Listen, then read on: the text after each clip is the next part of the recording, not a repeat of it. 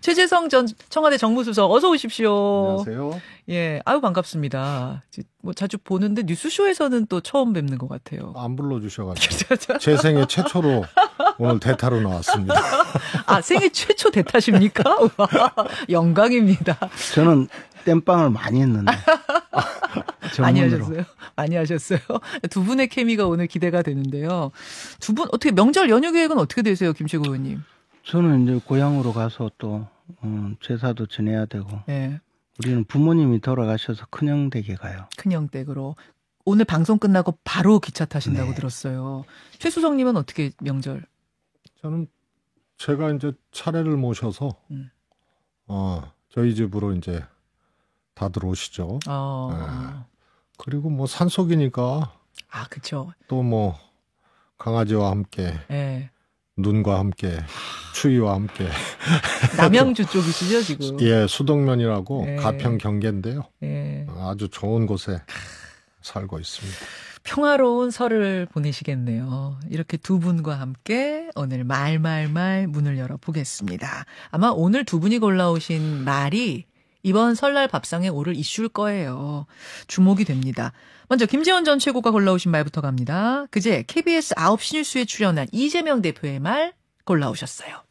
전화 통화는 누군가가 술 먹다가 바꿔줬다는 얘기가 있는데 네. 그분이 전화한 게 아니고 술 드시다가 저한테 뭐 전화를 바꿔줬다는 얘기인데 저는 그게 기억이 안 납니다.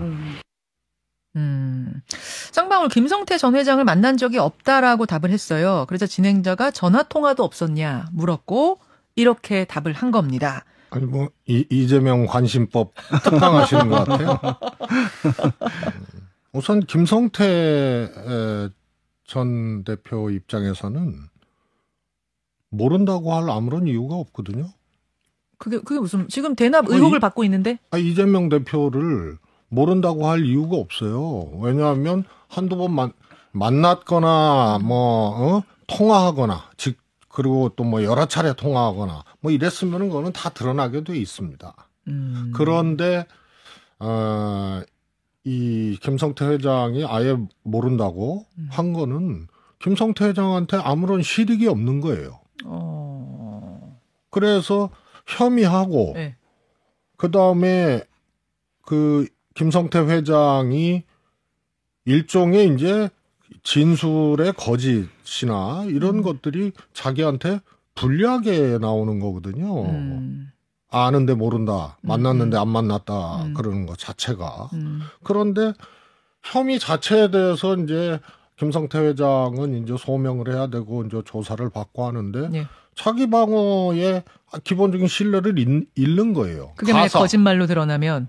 그렇죠. 그래서 굳이 거짓말할 필요가 없다. 하등 그럴 필요가 없는 거예요. 김성태 회장 입장에서는.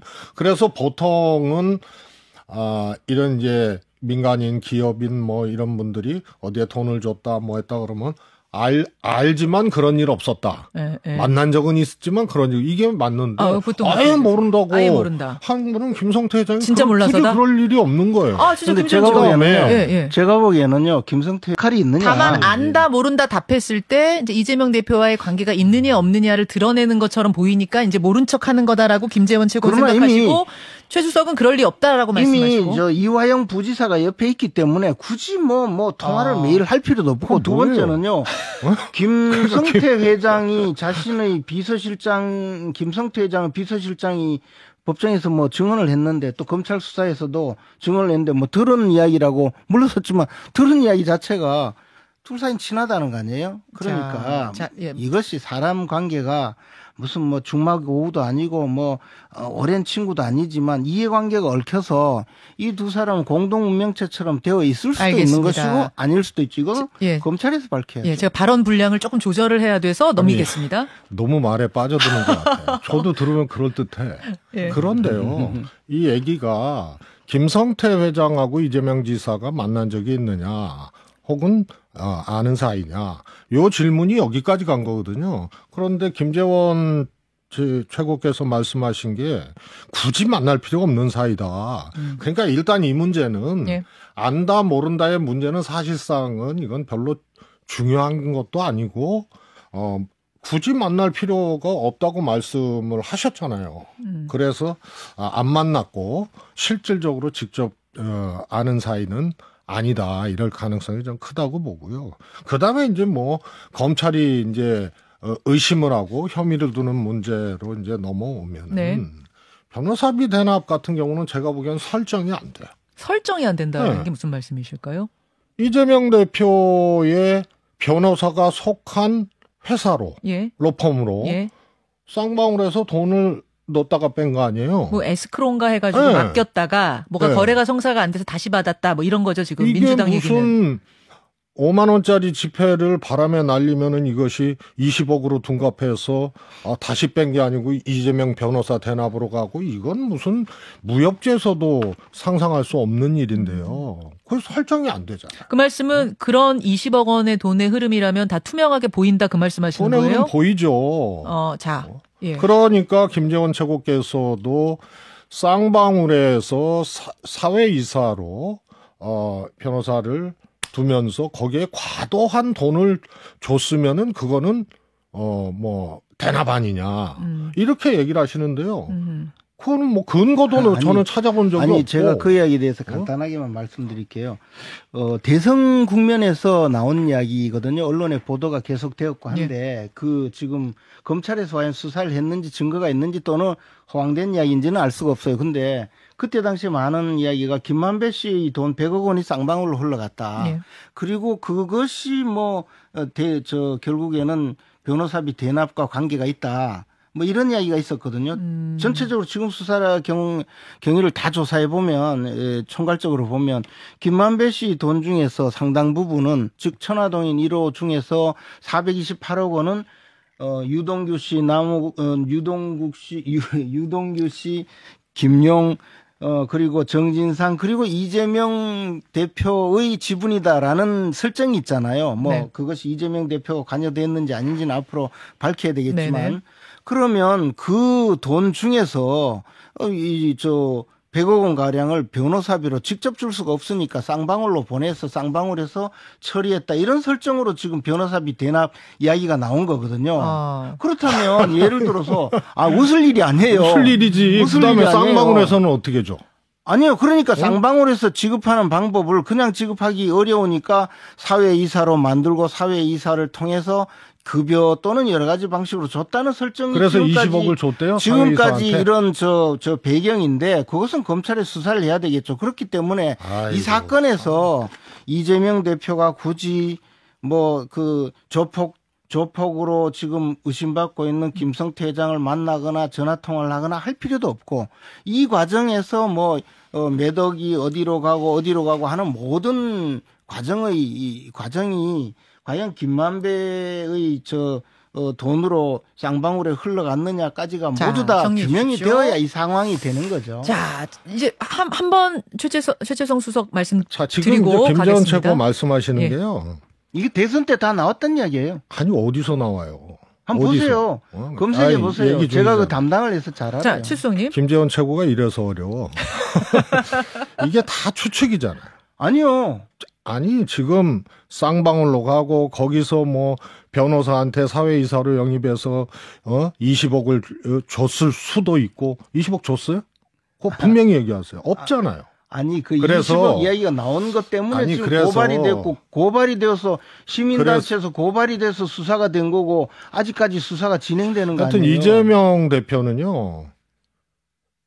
하여튼 갖다 붙이면은 다 의심이 되고 또 그런 줄 아는 사람들이 있고요. 거기서 한 단계 더 나가서 또 소설을 많이 양산하는 그런 주인공이 돼버렸어요. 법카 갖다 붙이면 초밥 때 먹으려고 법카 그렇게 유용한 사람처럼 되고 이재명 대표가 시킨 게 아니잖아요. 사모님께서요. 그다음에 대장동도 정치자금 받았다 뇌물이다 이렇게 몰고 가다가 결국은 제가 보기엔 배임뺀이 없어요. 성남시에 불이익을 줬다. 이건 다툴 만한 거고요. 역대 최고로 하여튼 이 유사한 개발 사업에서 회수를 했으니까요. 네. 그러니까 또 번지수 바꿔갖고 성남 FC로 가요. 그러니까 이게 제가 용두삼이라고 표현했는데 용두삼이라는 거는 용의 머리인 줄 알았더니 뱀꼬리라는 거 아니에요? 요 성남FC 뱀꼬리로 갔다가 이걸 다시 또 용머리를 만들어요. 그러니까 저는 이재명 대표도 대장동 먼저 소환을 해라. 그랬어야 된다고 봐요. 이번에 소환되잖아요. 아니 그러니까 네. 성남FC 먼저 하고 네. 대장동은 뒤에 지금 이 메인하고 서브가 지금 바뀌었다니까요. 주인공은 늦게 그래서 제가 보기에는 검찰이 아마 입증하지 못할 일들이 많을 거예요. 그래서 그동안 소설처럼 피의사실 공표하고 흘리고 막 이런 일들을 다 종합적으로 해서 보면은 제가 조국 장관 문제의 시시비비를 떠나서 네. 사모펀드로 시작해서 표창장으로 끝난 사건 아니에요? 표창장이 꼴이었고 사모펀드가 용머리였어요. 근데 그 뱀거리로 주요하게 처벌을 정경심 여사가 받은 거죠. 지금 이재명 대표 수사가 조국 정 장관 수사랑 비슷하게 흘러간다고 보세요? 대장동이라는 1년 네. 6개월 동안 대한민국을 뒤흔들고 네. 이재명이라는 사람의 붉은 딱지를 이마에 붙였던 이 사건이 메인이 아니에요. 아니 그래서 성남FC로 간 거고 쌍방울은 자 이제 다음 주제로 넘어가야 돼서 조금씩 줄여주시죠. 쌍방울은 아마 정황 근거도 되지 못할 겁니다. 아니 그래서요. 최수성님 골라오신 말을 안 가도 괜찮으시겠어요? 그래서 김대기 비서실장이요. 예. 나 전 의원 회의는 대통령의 정확한 진상 파악에 따른 결정이다. 이렇게 얘기를 했거든요. 지금 자동으로 넘어가셨어요. 제가 읽어드릴게요. 근데 오늘 재밌네, 이 전개가. 그러니까 지금 최수성 님이 골라오신 말을 읽으셨거든요. 뭐냐면, 김대기 대통령 비서실장이 나 전 의원 해임은 대통령의 정확한 진상 파악에 따른 결정입니다. 국익을 위해 분초를 아껴가며 경제 외교 활동을 하고 계신 대통령께서 나 전 의원의 그간 처신을 어떻게 생각하실지는 본인이 잘 알 겁니다. 김대기 비서실장의 전체 입장문 중에 마지막 단락을 가지고 오신 이유는요? 이게 뭐 소위 말해서 보통 이제 말 이런 데서 골라올 만한 소재는 아닌데 이게 하여튼 전무후무한 장면들이 여기에 담겨 있기 때문에 이것을 뽑았거든요. 우선 대통령의 정확한 진상 파악에 따른 결정입니다. 대통령이 등장했어요. 네. 그래서 이거는 뭐 대통령이 멘트로 그렇게는 안 하셨지만 김대기 실장을 통해서 진상 파악에 따른 대통령의 결정이라고 해서 공교롭게도 이제 전당대회 이 몸풀기가 진행되고 있고 후보 구도가 나오고 있는 시점에서 대통령이 직접 등장한 거예요. 그런데 뒤에가 아주 예술입니다. 분초를 아껴가며 경제 외교 활동을 하고 계시는 대통령, 뭐 외교 참사 이런 거 다 떠나서 이게 대통령답지 않은 거예요.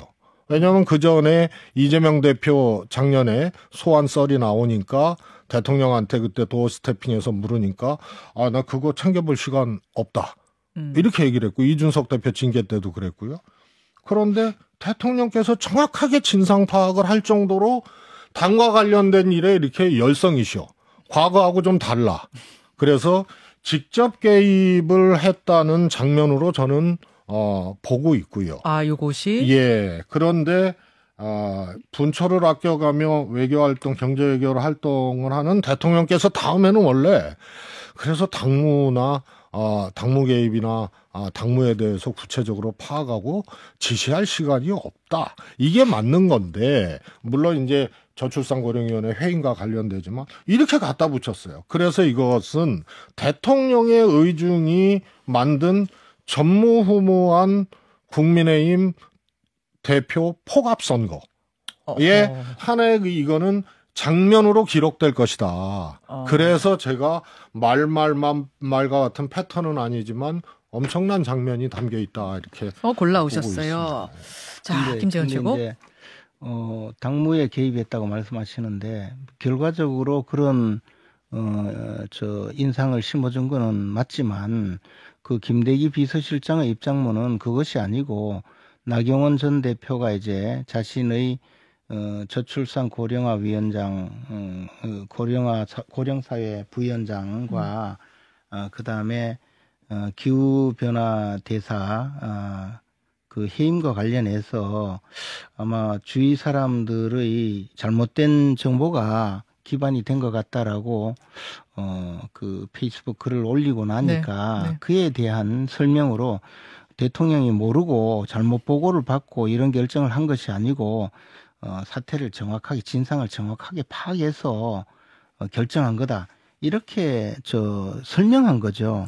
그런데 이제 그 이후에 글을 두고 이제 당에 초선 의원들 50여 명이 규탄하는 성명도 내고 예. 하니까 이게 이제 당대표 선거와 직접 연관이 된 것이지 그것을 가지고 대통령이 직접 당무에 개입한 거라고 이야기하기는 이제 그 상황은 뭐 대통령의 입장에서 마치 주위의 참소에 휘둘린 것으로 그렇게 이제 보여지는 상황이니까 조금 사실관계를 바로잡기 위해서 발표한 것 아닌가라는 생각이 듭니다. 물론 뭐 그에 대해서 정치적 판단을 하는 것은 또 충분히 이해가 예. 되지만 기본적으로는 그렇죠. 근데 제가 왜 낯선 풍경이냐고 예. 했냐면요. 보통은 이렇게 얘기 안 하죠. 정무수석 하셨잖아요. 보통 이런 일이 이렇게 일어나고 대통령이 해임을 했잖아요. 네. 그러면은 비서실장이든 누구든 인사권자의 판단에 따른 것이고 저출산 고령화위원회가 매우 중요한 건데 이것을 둘러싸고 논란이 있기 때문에 인사권자가 판단한 것이다. 이쯤 해야 돼요. 그런데 대통령이 정확하게 진상 파악 있고 진상 파악해서 결정한 거고 대통령께서 나 전 의원의 그간 처신을 어떻게 생각하는지 알고 계실 거다. 본인이 잘할 거다.